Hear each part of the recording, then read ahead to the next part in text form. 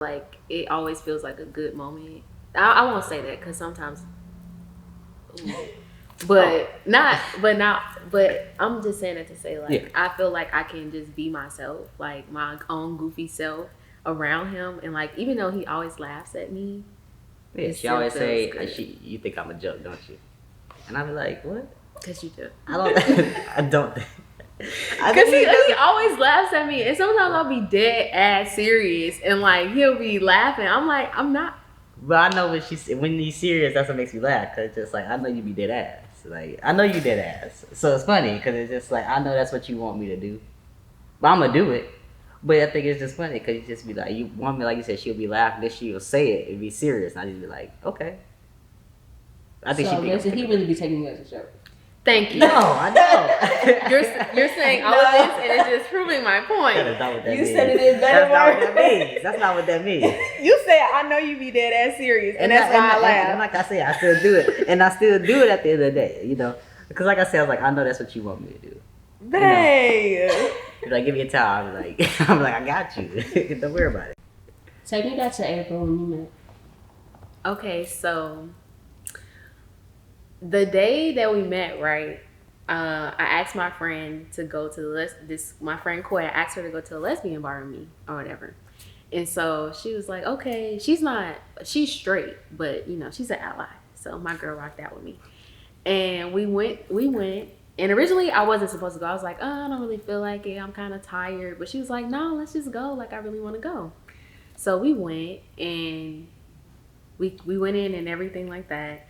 And we were downstairs in like the it's like 2 floors. It's 2 floors. So the bar that we go to is the top floor that you go to, and then if you go down the stairs, there's like another area that you can go down and party at. Yeah. So if you've ever been to my sister's room, then you know like the difference. So like upstairs is like just like a regular DJ. We went on a Friday, and downstairs it's like they have like a drag show, entertainment, you know, so a lot of different things. So we were downstairs, and I'm looking on stage, and I told my friend, like, who is that? I was like, I saw Amari. I'm like, I was like, damn.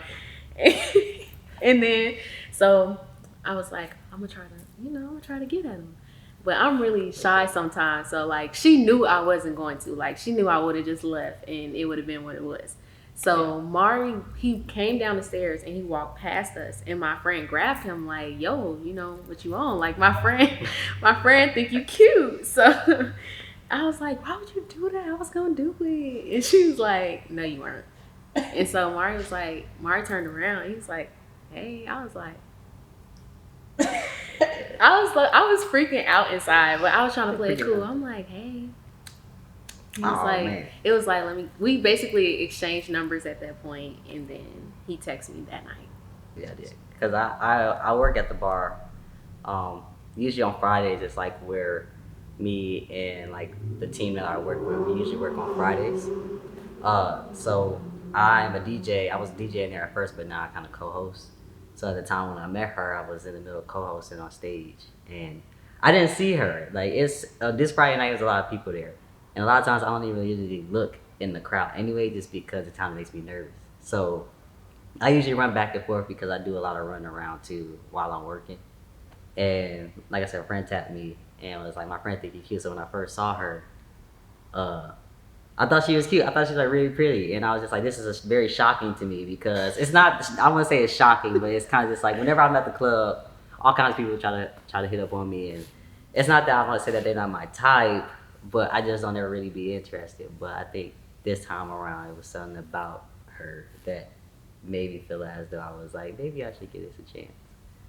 So now I left. I had to do something real quick. So then I came back. And at that time when I left, like I said, I saw her and I was just like, wait a minute. Like, I don't think that this is who I think this is. Like, the beauty in this woman is what I thought she was. So then I went, collected my thoughts, came back. And then, I was just like, okay, let me take you out. And we kind of talked a little bit. And then we changed numbers. Yeah. And then after that, I took her out, I think, a couple of days after that? It was like 4 days later. Yeah, it was like 4 days after that. And I think our first date kind of helped us figure out whether or not we was going to do this in the long run. And What was as the time first day progresses. like? I took her to a restaurant around the corner, actually. Yeah. We went to this. No, it was nice though. It was nice. Yeah, it's we nice went to there. this place called Lore, Yeah. and I was so nervous, but I was super excited because like I was like, damn, he was just so cute. And when I walked in, he was standing at the hostess booth with like a dozen long stem roses, and I was like, Yeah. if you like me, just say that. Like, what? Oh, no, because I think, well, I did. But I'm saying, like, I think what led up to that, too, is kind of funny because I got there before her, and she did text me. She was like, I'm going to be a couple minutes late. And I was like, I was telling the hostess that was okay. And I seen my friend literally right before that as I was walking there, and they was telling me that it's like, where you going? And I was like, I'm about to go on a date with this girl that I met at the club. She's beautiful. Like, they got, you got some nice roses. I was like, yeah, I felt like something about her. I felt like she deserved something like this. And like I said, as I waited for her to come there, I remember vividly at this point too, is that it was the outfit that she had. She had like this long, like well-fitted black dress. She had her hair done. Something not like similar to this, but somewhat similar to the hairstyle that she has now.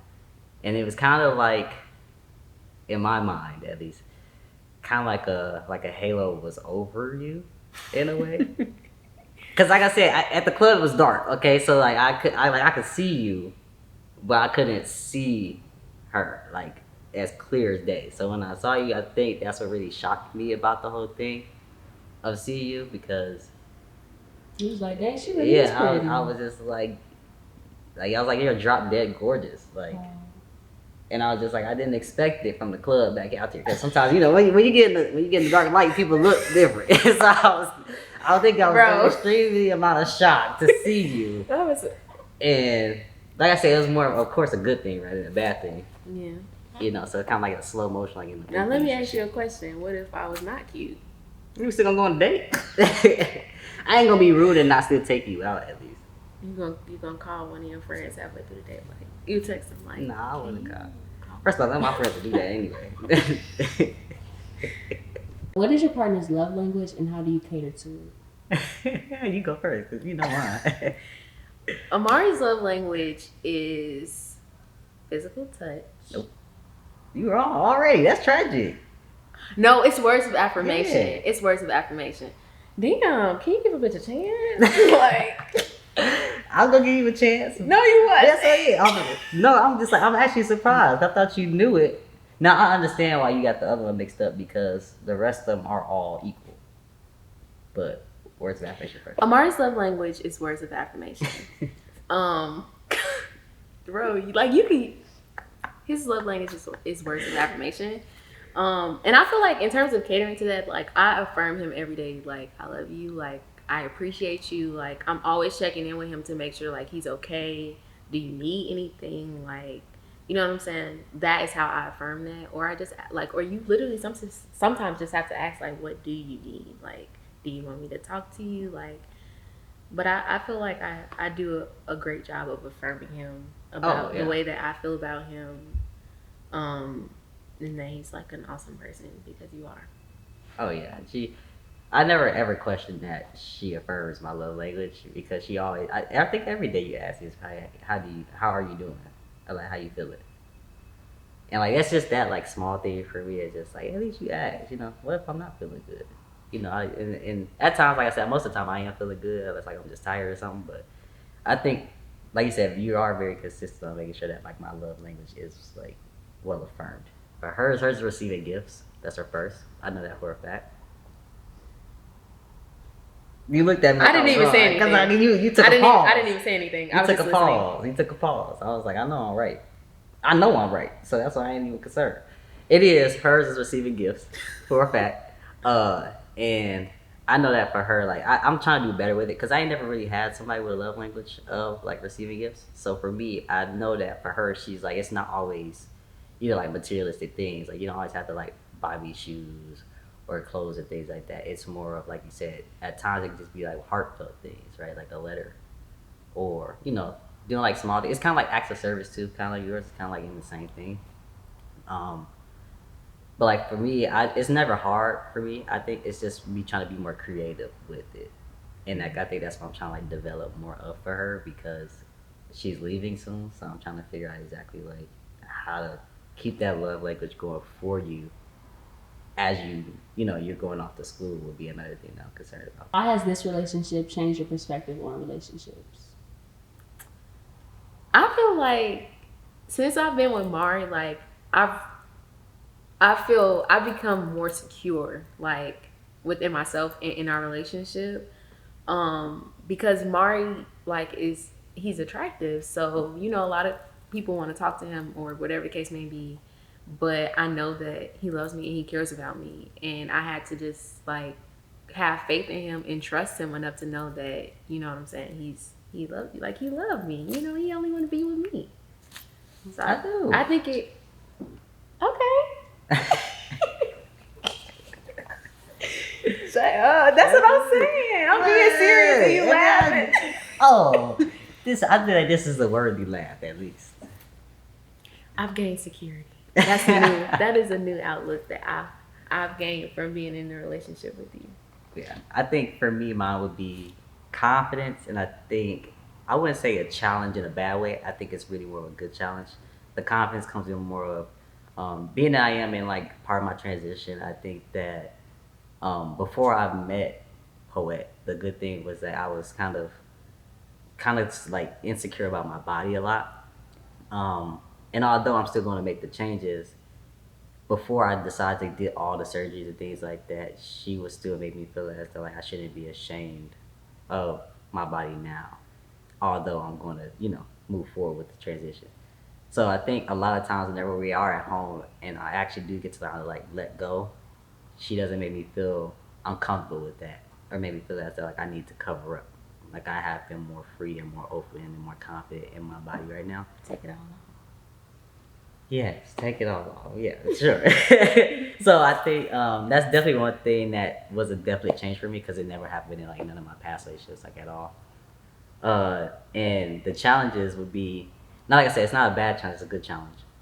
But like she challenged me more mentally, and I would say intellectually because, like I said, she's a woman with ambition and goals, and people in my past never really had the type of level of that she has. So for her to kind of be on the same level, at least in my mind, for me, it's definitely something that's kind of just like, damn, like I like this challenge. Like I like whenever you tell me that I'm wrong about some shit, because I would rather know that I'm wrong than we keep going back and forth trying to figure out who is right. You know what I'm saying? Like I said, she might know a little bit more than me too, and I'm okay with that. Because I'm gonna say more like in the book smarts type of thing. You're street smarts too, because we both grew up in decent neighborhoods too. No, I'm saying like I feel like I learned a lot of things from you too, though. Like you be teaching me. I think we teach each other. For sure. Okay. Yeah, we teach each other. I think we decent. Our title would be When Waves Met. Mainly because we've always been in the same vicinity of each other, whether that's physically or just through knowing people, like common people. But the way that we met is like our paths just finally crossed, like, and it's really crazy how they did. Thank you for entering into our love journal. Hey y'all, I'm Ramsey, the creator of the Love Journal. If you don't know me by now, that means you're not subscribed, so make sure to subscribe, like, and comment before you leave this video. Also follow me and the beautiful couple you just saw below in the description box. Lastly, make sure to share this video so we can continue to spread the love. Peace, y'all.